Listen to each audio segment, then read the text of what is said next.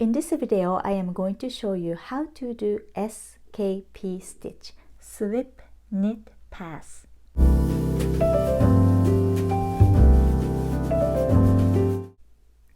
The S part of this stitch is to slip the first stitch. And I think this is the most confusing part of SKP stitch because sometimes it states slip knitwise or slip purlwise. So when you see SKP stitch without any instruction, your question is probably, do I slip knitwise or purlwise? To give you a quick answer, when it says SKP, which means slip the stitch knitwise, unless it's specified. The difference between slip knitwise or purlwise, I made a little swatch right here. The right line is slipped knitwise, and the left line is slipped purlwise. As you can see, to me personally, this looks neater than the left. It's a little more straight compared to kind of like a zigzagged line.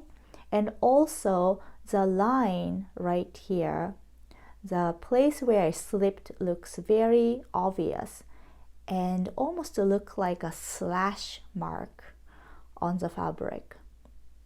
So again, this is depending on what your personal preference is and also what designer has intended to do.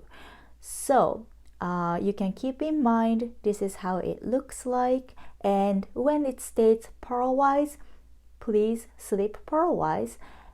If it doesn't state, then you can either choose to do purl or knit, or simply just do the knitwise slip.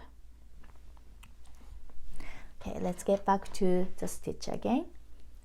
So we are going to slip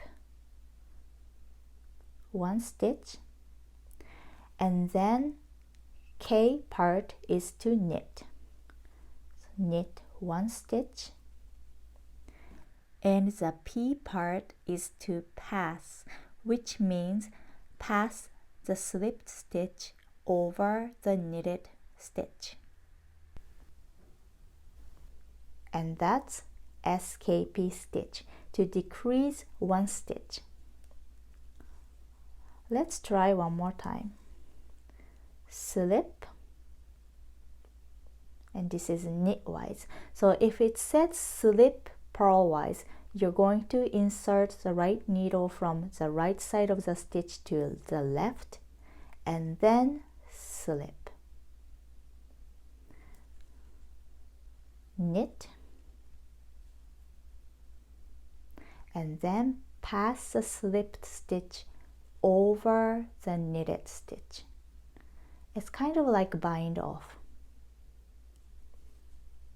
All right, let's try one more time. Slip, and that's knitwise.